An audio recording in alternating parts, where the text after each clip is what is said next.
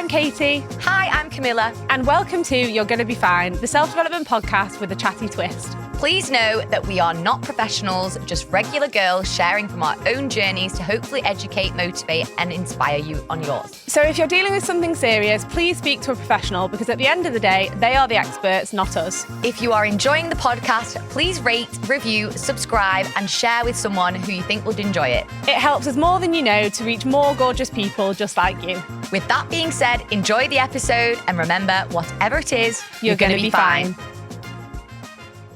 Hi guys, welcome back to your favourite podcast ever, You're Gonna Be Fine. Today we have got a really juicy episode and I've been really excited to do this one. So it's all about the brutal truths that you need to hear. Now, some of these are going to be, as we've claimed, a bit brutal, but I just feel like, let's not sugarcoat these things that we wish we'd have heard sooner and we wish we'd known sooner. So yes, without further ado, let's get into it. Let's do the O-Fucks of the week. And then, I'm raring to go. I feel like you just want to skip past the I know I O-Fucks of do. the I'm week, so don't you? excited. Yeah, I know.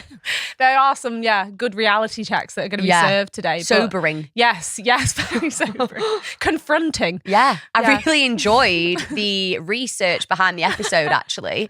I loved it. This is going to be my favourite one. Great. Right, I did my O-Fuck of the week first last week, so you go first this Fabulous. week. So my O-Fuck of the week was, I think I did tell you this one actually, but I'll tell the listeners the O-Fuck. So I have some credits for a wonderful place in Manchester called Fix. It's a sauna and ice bath facility.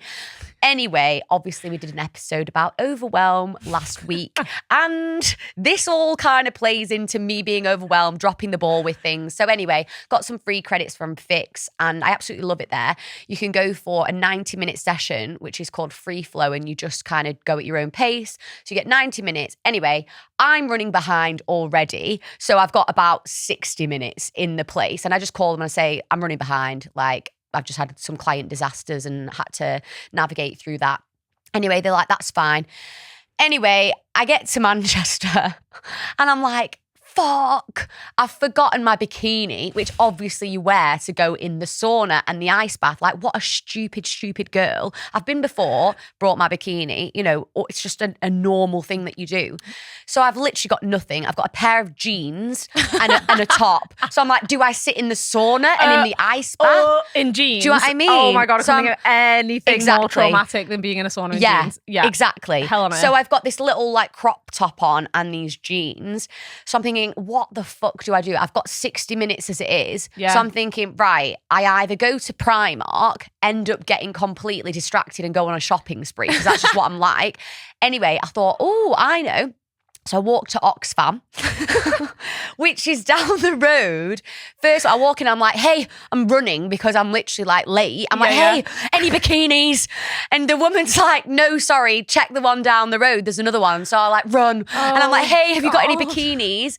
I was just like, she was like, oh no, sorry, we've not got any bikinis in. Also, just not ideal buying a bikini, a used bikini from a charity shop. I'm all for charity shops, you know that. I love but a little a bargain bikini find. is perhaps the limit. Yeah, that is the limit. Yeah, I was kind of glad when she said no.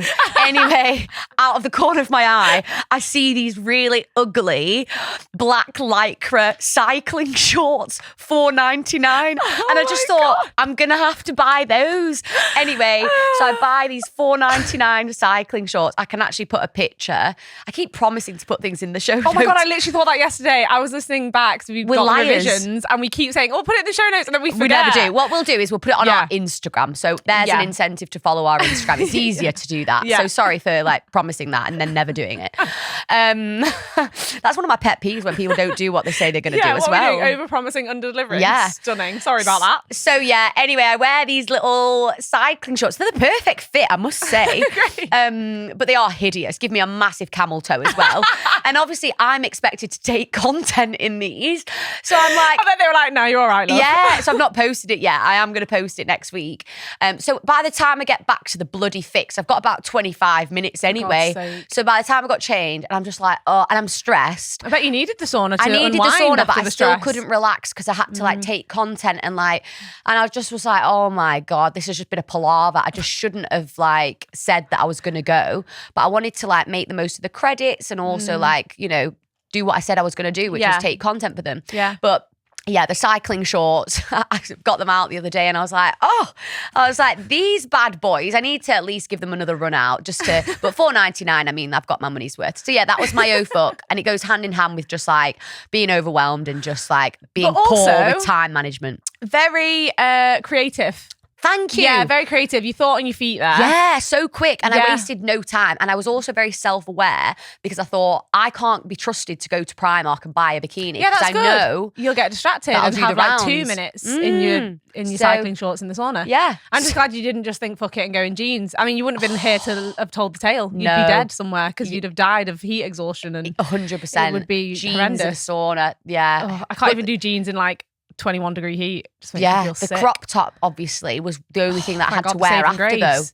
though. Ew, so it was wet. Yeah. Oh shit. Honestly, people that say I've got my shit together, lies. Absolute lies. Listen to the podcast, you'll know.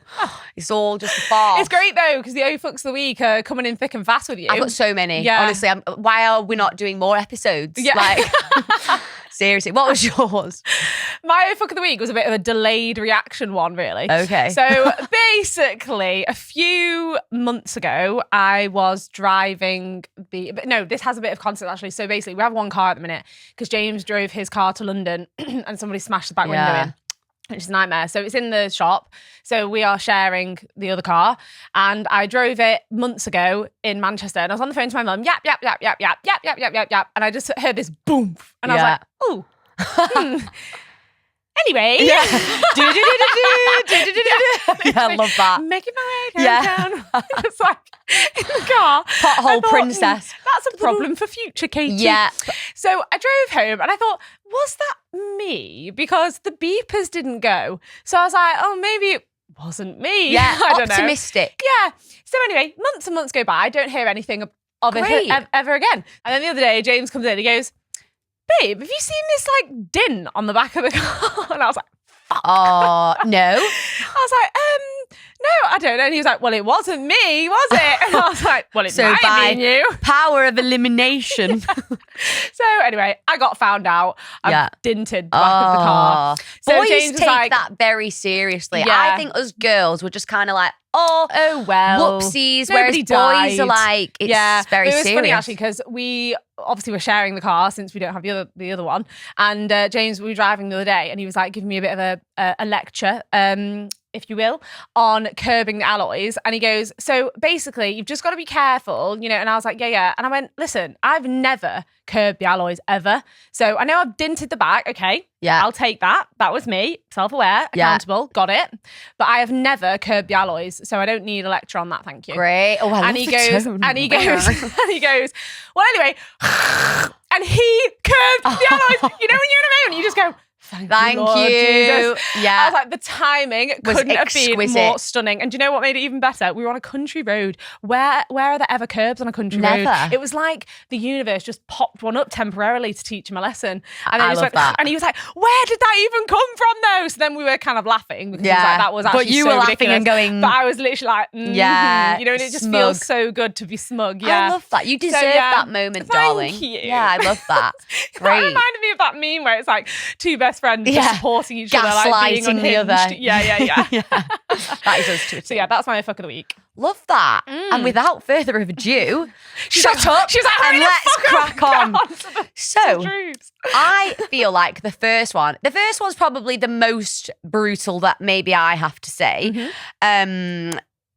Brutal truths that you need to hear. Number one has to be, you're gonna fucking die. Yeah, like, I mean, sorry to like lower the tone from alloys and fun and like, oh fuck. I don't think alloys and fun have ever been in the same sentence for me. No, they haven't, but you made it a fun story. So yeah, you're gonna die, and so live like it. Yeah. Because this is the thing that bugs me the most. Like, just living for the now, living in the moment, and just accepting your own mortality.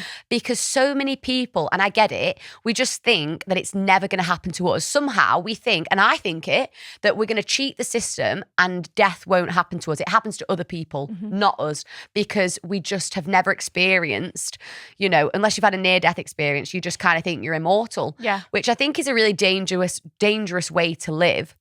Because obviously you live with no urgency, you kind of live maybe not being the best version of yourself, you get complacent, you get lazy. It's like, people always say about like, oh, I wish there wasn't the concept of money. But if there was no money, you'd have no drive. So like if there was no death, there would be nothing to strive to live for. Exactly. Yeah. And I actually really like the notion of like, thank God we have death, because we have to be the best version of ourselves, and we've got an incentive to actually take action and, be good people and learn and try things, just have fun. So I think that's so key. And off the back of that, I think, you are going to die. So live like it and savor the simple stuff. And this was something that I read actually, and it's so true. You never see a van following a hearse with a load of stuff in it, that's not what goes with you. Like, so really savor the simple things like experiences and, like not the tangible things, because that never happens. You cannot take those materialistic things into the next life. There's never a removal van packing your shit into. You don't take it with you. Yeah, exactly. So I think that's the main point that I wanted to get out the way, because that's the elephant in the room always. Everyone, when you talk about, when you mention the D word, it's like la, la, la, la, la. And people will probably try and turn off this episode now. Don't do it to yourself. Don't cheat yourself out the rest of the brutal truths. I think as a family, my family have definitely like normalized talking about death, and like we joke that my mum's morbidly obsessed. Like she talks about death all the time, but in like quite a positive way, if that makes sense. Yeah. And we do see it in our family, like it's just the biggest motivator ever. Like this is like the thing. Yeah, this is it. Like this is what I don't understand is people act like they get to do it again. Yeah. Like people wait for things and say, oh, I'll do it next year, or I'll do it, when the kids are older, or I'll do it, why are you waiting? What are you waiting for? And this is what we've spoken about on a lot of episodes, because I just believe this so truly, like the live with urgency thing. I know we've debated the tattoo of live with urgency, because it's just so true. Like if you want to do something, do it. Like even if it's messy action, it doesn't have to be perfect, doesn't have to be a big leap, just baby steps, make it work, try it. Like what a boring story is what you say. Imagine you don't try anything in your life. What a boring story. You're on your deathbed and someone goes, oh, what did you do with your life? Oh, I don't know. I waited. I don't know. I was too just go for it. Like, just try. And I just really, I really believe that one, because I love it. You don't get a second chance. And you don't. There's something I shared on LinkedIn recently, and it was something like, he said he was going to do it tomorrow. He died today. And I'm just like, wow, that is so true. So my dad, when we were younger, we moved to Australia for a year because of the whole of my dad's life. He said, I want to move to Australia, And he got to like mid-40s. He still hadn't done it for various reasons. So he said to my mum, I really want to move to Australia. Mum said, well, yeah, all right. You've spoken about it for years. Let's do it. So he took us out of school. Love that. And we moved to Australia for a year, and I went to school there, obviously, and it was a crazy experience for many reasons. But it's something that we're only there for 12 months, and it's still something that we talk about to this day. It really did, like, it's a key moment in our family history. Yeah. But before we went, my dad met he was sat next to this old lady on a plane on the way to Spain, and they just obviously, like my dad does, talks to anyone, and started talking to this older lady and was telling her, oh, well, we want to move to Australia, but the kids are still in school, it's a bit of an awkward age, like we've got the house, and all these excuses essentially. And this older lady said to him, oh yeah, me and my husband, we said for years we'll move to Spain when we retire, and so we they were both teachers, so they worked the whole career, retired. And then just before they were about to move to Spain, he passed away, her husband. Yeah. And she looked at my dad, she said, please do it. Don't wait. I waited my whole life to do that experience with my husband, and now I don't ever get to do it with him, ever. And so as soon as the plane landed, my dad said to my mum, literally getting the bags, Goosebumps. He literally said, we're going. And she was like, what? And he was like, we're going. I've just spoken to this lady and told my mum the story. And she was like, wow, right, we're We're going. off. And then literally after that holiday, the wheels were in motion then. And then we were off. We left that was the August. We'd gone by the Christmas January. Amazing. So, yeah, incredible. And like, even though, we did go to emigrate, but it didn't happen for various reasons. But so what? Like, you so tried what? it and Exactly. you did what you said you were going to do and what you fair wanted to play do. to my dad and my Yeah. mum. Like, what a huge undertaking, like with two kids. Like, it's just a lot. So fair play. But what an exciting chapter in their lives that they get to say that they did. So yeah, I really love that. I love that. And they wouldn't have done that if we didn't have death. Yeah. Sorry, just to bring it back it's to true. death. You wouldn't. So because if true. you had all the time in the world, You'd never get anything done. Never ever. Because you wouldn't have a deadline. 100%. Oh my God, no pun intended. Yeah, deadline. Oh my God. That was so good. Maybe that's where it comes from. A deadline? No. Maybe. I don't know. We'll look into that. Ask Siri. in a So bit. yeah, we'll move on from death now, guys. Yeah. On life. Going back to life now. Great. From talking about death, we'll move on to life. Great. My brutal truth is you are not entitled to a great life. So many people think that if they just sit on their arse and do nothing, they're still deserving of great things. And it's not true. I think people can look at other people and think, oh, it's all right for you because you blah, blah, blah, blah, blah. There's a million excuses and reasons why people don't get the things that they want. And I think people do themselves a disservice by thinking that they're entitled to a great relationship or, a promotion at work or, whatever it is. And actually, it's not the truth. It's not the truth. And the more that you are entitled and think that you are deserving of those things and do nothing, then the less likely you are to actually achieve anything of use in your life at all. I used to think that when I was drinking. I think the reason why this brutal truth kind of like struck a chord with me is because I was very angry when I was drinking because I was like, I'd look at other people and I'd be like, why do you have this?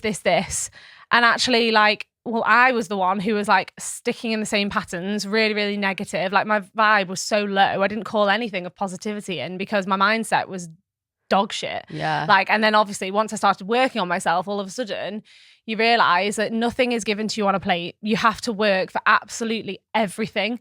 And nothing, my dad and my mum have always taught us this from being really young, is like, you do not get something for nothing. Yeah. Absolutely everything in your life, you work for everything. And I don't even mean monetary things, obviously money and financial success, sure. But even working at your relationships, working at your relationship with yourself, like they're just so, so important. And often not comfortable, and there's a lot of sacrifice involved and stuff like that, but that's the only way that you're ever going to get anything of value, I think. This is something that I talk about a lot, and it's Snow White syndrome. And it basically is where some people have just been born to believe that if you just like are a damsel in distress, or not even just like females, like if you just like wait to be saved basically by, in this case for Snow White syndrome, like a dashing prince will come along and save you. And like contrary to popular belief, good things don't happen to those that wait. They happen to those that get off their arses and actually take action, because that's what life rewards. And like just sitting around and waiting for your relationship to turn good, or your relationship with yourself and your family to become good, or opportunities to land in your lap, like it's just never ever going to happen. Like it's like this is an example, like Humantra, who are my like dream partnership collaboration. I've been buying their products for ages and I tag them all the time. And like, even when I'm doing like reels and stuff like Kilimanjaro, I like tag them that they, they were hydrating me. And like they messaged me and they said, oh, do you want to receive the new flavor? And I was just like, oh my God, I love that. And that's an opportunity obviously to potentially like work together. But that's not just happened. That's not just come into my inbox by chance. It's happened because I've been putting myself out there, tagging them for free, making content that aligns myself with them. That's just a small example that's come into my head recently. Like, opportunities are not going to land on your lap just because. That's not how it works. Just because, exactly. And that's the point, is just because you think that you are owed something does not mean that you are. I love that. I love that. That was mine. This next point of mine, actually, my sister gave me this point because we were talking about the episode and she found it really interesting. So I'm going to give her the credit for this one. And it is, the brutal truth is, life is not fair. And I think that is a brutal truth that you need to realize.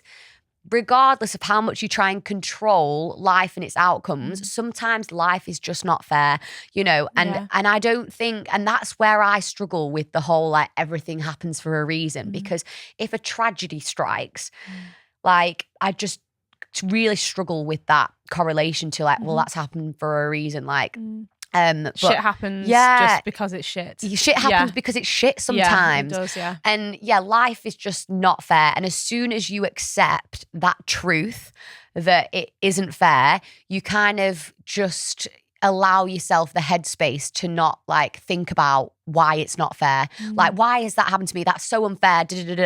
You just got to like say to yourself, life is not fair and I can't expect it to be so. And I think that's a big one. Yeah. It's like the quality of your life is not determined by what happens to you. It's about how you react to things that happen to you. Yeah. And in a very similar vein, it's not your fault what happens to you, but it is your responsibility to change the things, to change your life. Yeah. And actually that leads me very quickly on to my point. Great. I just finished this book. I just finished this book. I brought it to show you. Yes, I've got this as well. So good. Have you read it yet? Yes, I've read it ages ago and then I'm rereading it now. Yeah, so it's called The Courage to Be Disliked. And actually, I think the title is a bit misleading. I don't know why. We've discussed this before. It's not really about that. It's not really about that, really. I mean, I guess it is in the sense of it's kind of teaching you to just stay in your own lane. And so it's like, regardless of what that looks like to other people, you may be disliked when you start to live authentically to who you are. So I guess that is right. But it essentially covers something called Adlerian psychology. And one of the key things that comes from the book that really stuck with me, underlined, highlighted, is people do not exist solely to meet your expectations. And that is something that I read and reread and reread and reread, because throughout the whole of my 20s, I can say that now because I'm 30, throughout the whole of my 20s, I can really feel still moments that happened in my 20s where I felt chronically let down by people that I loved and still love, and I feel like at the time I used to say, why are they behaving like that? I would never do that to them.